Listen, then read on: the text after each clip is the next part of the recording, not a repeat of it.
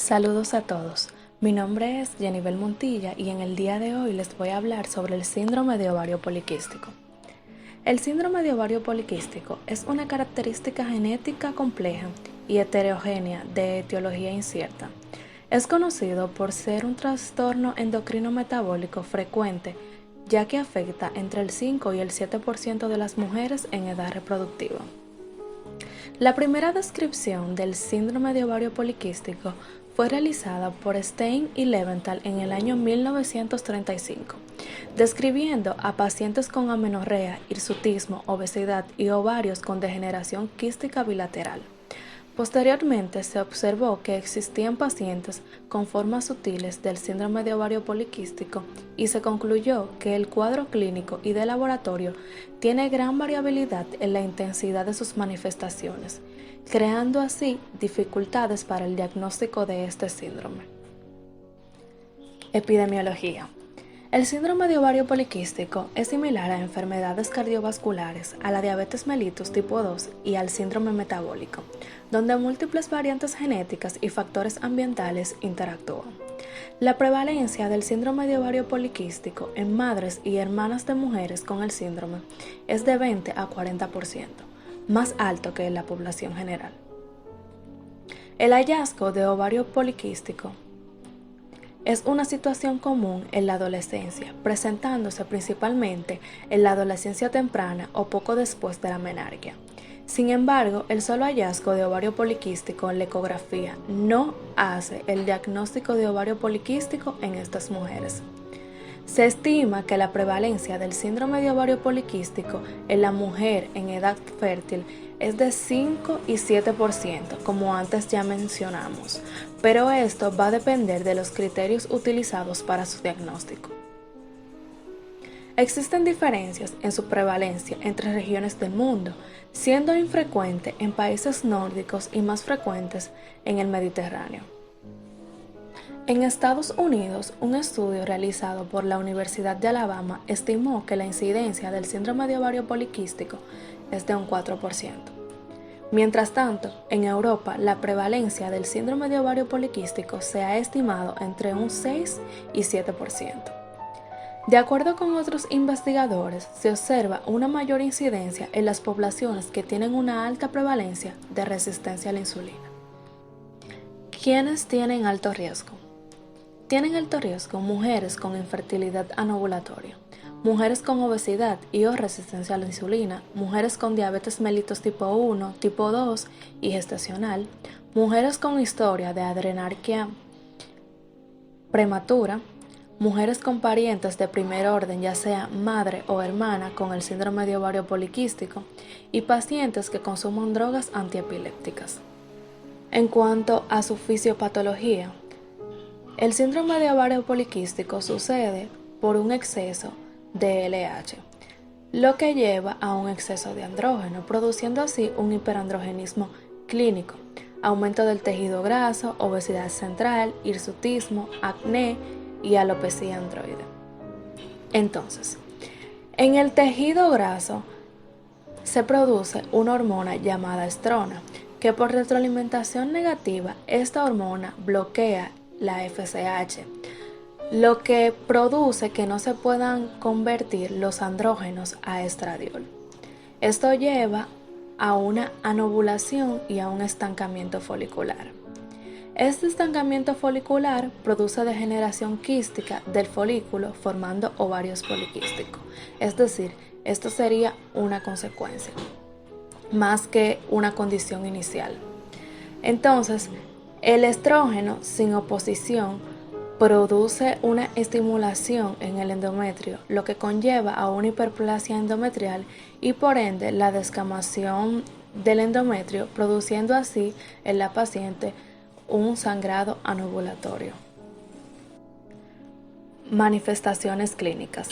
El síndrome de ovario poliquístico produce las siguientes manifestaciones: disfunción menstrual, infertilidad anovulatoria, cáncer endometrial, falta de desarrollo folicular, complicaciones en el embarazo, hiperandrogenismo clínico y dentro de este, acné, seborrea, hirsutismo y alopecia androgénica. También produce obesidad, resistencia insulínica, síndrome metabólico, diabetes mellitus tipo 2, apnea de sueño, enfermedad coronaria y dislipidemia. Criterio de diagnóstico. Existen diferentes criterios para el diagnóstico del síndrome de ovario poliquístico. En este momento les hablaré sobre el criterio realizado en un consenso por la Sociedad Americana de Medicina Reproductiva y la Sociedad Europea de Reproducción y Embriología Humana. Este consenso dice que se requiere la presencia de al menos 2 de los 3 criterios con exclusión de otras causas de hiperandrogenismo. Por ejemplo, el síndrome de Cushing, tumores secretores de andrógenos e hiperplasia suprarrenal no clásica. El primer criterio es alteraciones menstruales, ya sea oligomenorrea o anovulación crónica. El segundo, hiperandrogenismo clínico o de laboratorio. Pero existen razas donde es más difícil evaluar el hiperandrogenismo. Por ejemplo, asiáticos donde el único signo puede ser un cutis oleoso ya que presentan menos folículos pilosos. El tercer criterio es ovario poliquístico en la ecografía de acuerdo a los criterios de Rotterdam. Criterio de ovario poliquístico de Rotterdam. Deben haber más de 12 folículos de 10 milímetros en cualquiera de los ovarios. Un folículo de más de 10 milímetros en general corresponde a un folículo dominante. El volumen ovárico debe ser mayor a 10 cc. Debe estar en fase folicular temprana, sin anticonceptivos orales y sin estimulantes de la concepción. De esta forma, se ve que la presencia de la imagen ecográfica clásica no es un criterio único suficiente para establecer el diagnóstico del síndrome de ovario poliquístico. Esto se fundamenta en que corresponde a un hallazgo inespecífico, el cual se observa en el más de 30% de la población femenina joven, y porque otros escenarios también pueden producir estos mismos resultados, como la disfunción del eje hipotálamo-hipófisis, la hiperprolactinemia, trastornos de la alimentación, o la transición normal a la adolescencia. En estos casos, se debe describir la ecografía como imagen compatible con ovario de morfología poliquística. Estos criterios aceptan la propuesta de 3 fenotipos de pacientes diferentes. Estos criterios aceptan la propuesta de 3 fenotipos de pacientes diferentes. El fenotipo 1 o síndrome de ovario poliquístico clásico se caracteriza por un hiperandrogenismo clínico y o de laboratorio y oligoanovulación crónica con o sin ovario poliquístico en la ecografía. El fenotipo 2 o síndrome de ovario poliquístico ovulatorio se caracteriza por hiperandrogenismo clínico y o de laboratorio y ovario poliquístico, pero con ciclos menstruales normales. El fenotipo 3 consiste en las pacientes que presentan anovulación crónica y ovario poliquístico, pero no presentan hiperandrogenismo. Este constituye el mayor campo de discusión entre los médicos respecto al rango de dispersión de los criterios del síndrome de ovario poliquístico.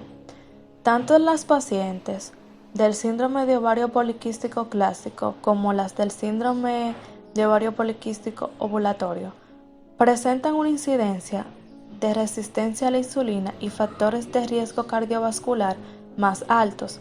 Estos, sin embargo, son más severos entre las pacientes de la primera categoría. A través de las metodologías no invasivas, se ha demostrado disfunción endotelial, deterioro temprano en la microcirculación de mujeres con el síndrome de ovario poliquístico que tenían un perfil de glicemia, lipemia y presión arterial normal y no tenían evidencia de deterioro arterial estructural. Otros criterios. Otro criterio es el NIH. Este cuenta con 2 ítems. El primero es irregularidad menstrual debido a oligo o anovulación y el segundo, evidencia de hiperandrogenismo. Ambos deben estar presentes y se debe realizar la exclusión de otras causas. Exámenes de laboratorio. Se revisan los niveles de FSH, LH, estradiol, TSH, prolactina, testosterona normal, androstenediona, SHBG para medir el índice de andrógenos libres y 17-OH-progesterona. En cuanto a las imágenes, se realiza una ecografía abdominal para evaluar la glándula suprarrenal y una ecografía pélvica para evaluar los ovarios. En esta imagen podemos ver cómo se observan en ecografía un ovario normal y unos ovarios poliquísticos. El tratamiento para el síndrome de ovario poliquístico tiene objetivos principales que son corregir la anovulación, el hiperandrogenismo y las alteraciones secundarias al exceso de insulina. También es un objetivo de este tratamiento evitar que la paciente desarrolle diabetes mellitus. Aquí podemos observar un breve esquema sobre las formas de tratamiento para pacientes con el síndrome de ovario poliquísticos. A pacientes con reglas irregulares se le puede dar metformina. A pacientes con sobrepeso se les recomienda ejercitarse regularmente y modificar sus hábitos de vida, así como mejorar su alimentación. Para el hirsutismo y para el acné también hay diferentes tipos de tratamiento.